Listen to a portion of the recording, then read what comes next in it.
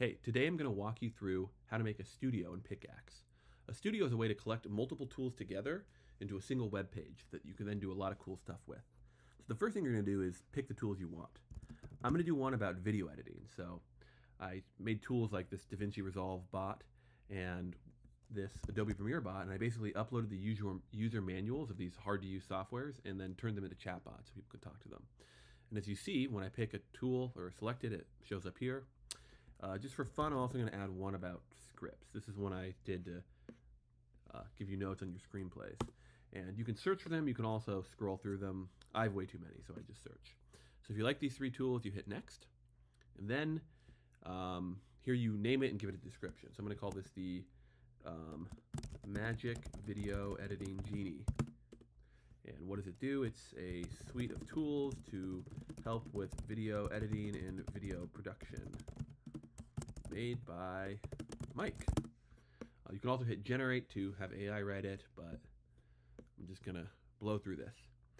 Then who can use this studio? You can either make it a public studio or an invite-only studio.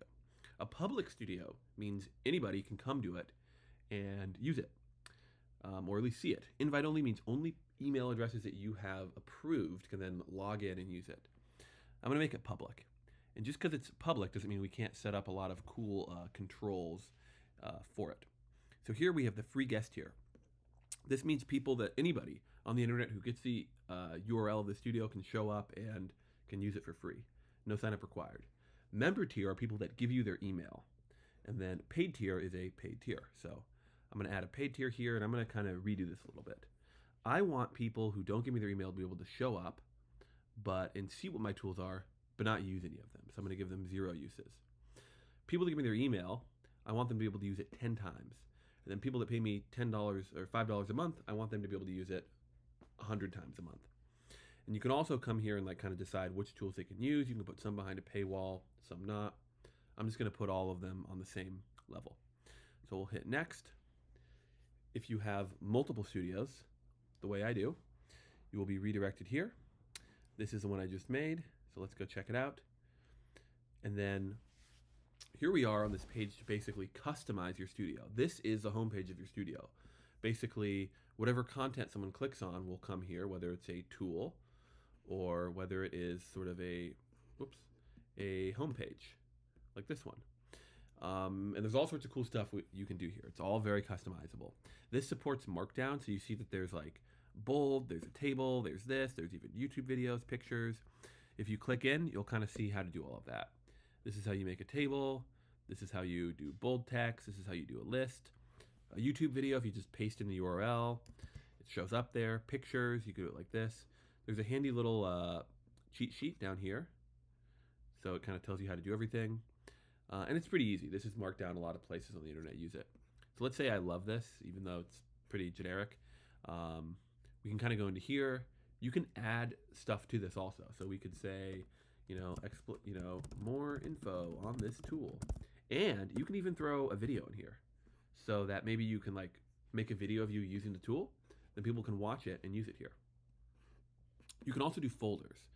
So let's say I wanted to, do script tools here. These are going to be all the tools that have scripts. I'm going to take Script Advisor, throw them in there. You can also add more pickaxes. So let's say I'm like, okay, you know what people really need? They need this AI text processor. Boom. We're going to throw it in the script tools. So then it's there. You can rename these things if you want to, change the pictures.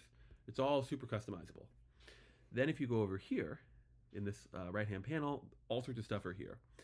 I mean, honestly, everything about this is pretty much customizable. I'm not going to go over all of it. But you can change the picture, all this sort of stuff. One thing I want to go over is these custom error messages. So basically, here's a message someone will get when they try to use your tool, but they've run out of uses or they haven't signed up. So this just says, hey, you've run out of guest uses. You got to upgrade your account to keep using this tool. This one says you've run out of member uses. But let's just say we go, whoops, you need to sign up to do that.